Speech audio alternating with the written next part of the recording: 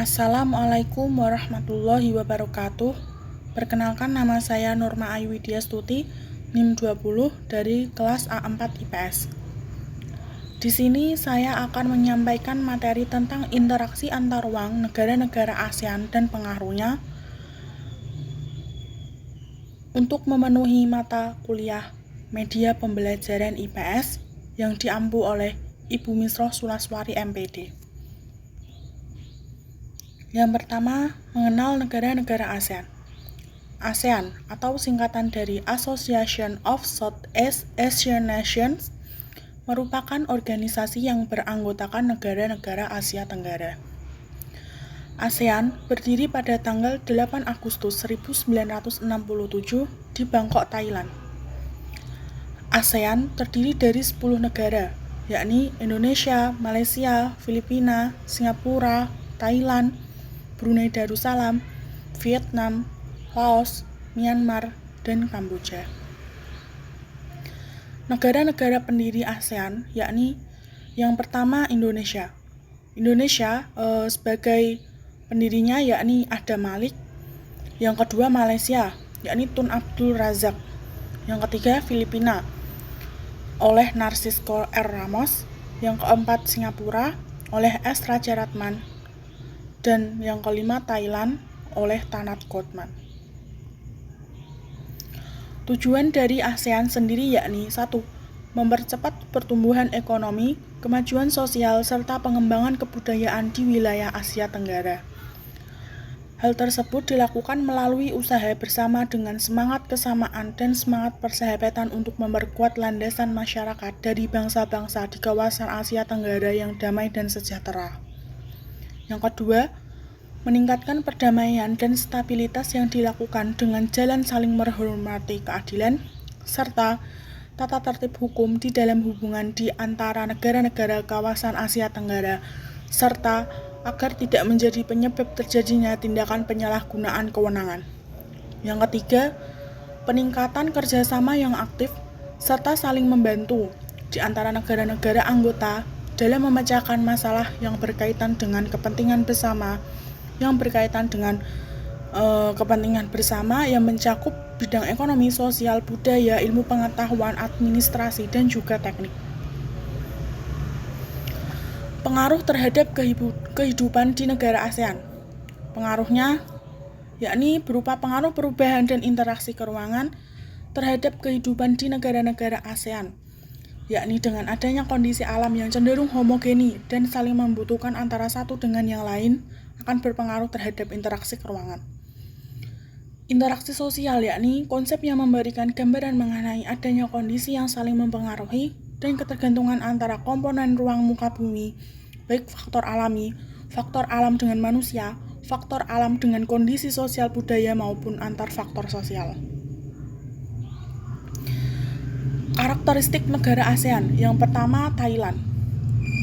Bentuk negaranya monarki konstitusional. Kepala negaranya raja. Kepala pemerintahan yakni Perdana Menteri dan lain sebagainya. Yang kedua, Filipina. Bentuk negaranya berupa republik presidensial, kepala negara presiden, kepala pemerintahan presiden, dan lain sebagainya.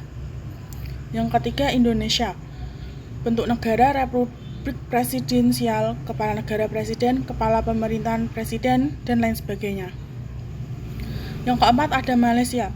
Bentuk negaranya monarki federasi, kepala negaranya raja, dan lain sebagainya. Yang kelima Singapura. Bentuk negara parlemen, kepala negara presiden, dan lain sebagainya. Yang keenam Brunei Darussalam. Bentuk negara monarki absolut, kepala negara sultan, dan lain sebagainya. Yang ketujuh Vietnam, bentuk negara republik sosialis, kepala negara presiden, dan lain sebagainya.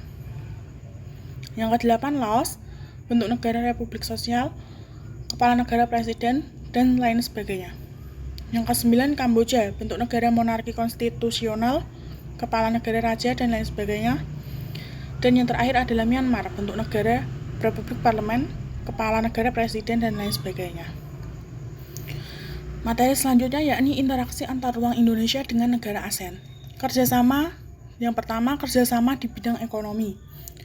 Kerjasama Indonesia dengan negara ASEAN di bidang ekonomi antaranya melakukan kegiatan ekspor-impor, membentuk masyarakat ekonomi ASEAN. Salah satu negara yang sering melakukan interaksi ekspor-impor dengan Indonesia yakni Thailand.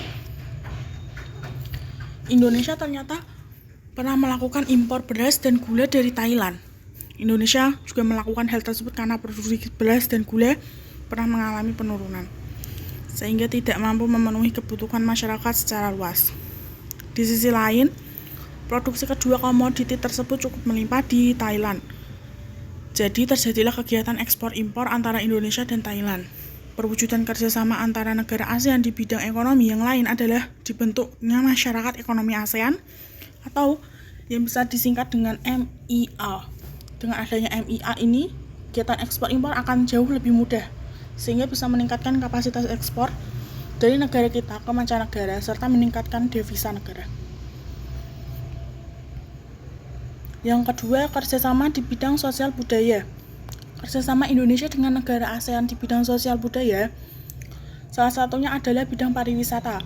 Selain itu ada juga pendistribusian SDM, jadi tidak hanya barang-barang atau bahan baku aja yang bisa dikirim ke negara lain, tetapi juga sumber daya manusianya. Bentuk seperti pengiriman tenaga kerja, contohnya pendistribusian tenaga ahli seperti dokter, perawat, atau teknisi. Dengan diadakannya distribusi tenaga ahli tersebut, akan ada yang namanya transfer teknologi dan transfer ilmu juga. Yang ketiga, yakni kerjasama di bidang politik dan keamanan. Bidang politik dan keamanan Indonesia dan negara-negara ASEAN saling bekerjasama dalam memberantas terorisme dan kejahatan lintas negara. Melakukan perjanjian bebas nuklir juga merupakan bentuk kerjasama yang terjadi antara di negara ASEAN. Perjanjian ini melarang keras adanya pembuatan atau perencanaan senjata nuklir di wilayah ASEAN. Untuk menjaga agar Indonesia dan negara-negara ASEAN lain tetap damai, maka dibuatlah kesepakatan mengenai zona perdamaian, kebebasan, dan netralitas. Jadi, setiap negara bisa melakukan sesuatu secara bebas, asalkan nggak melanggar perjanjian atau ketentuan yang sudah disepakati di ASEAN. Baik, itu saja yang dapat saya sampaikan. Kurang lebihnya mohon maaf. Sekian dari saya. Wassalamualaikum warahmatullahi wabarakatuh.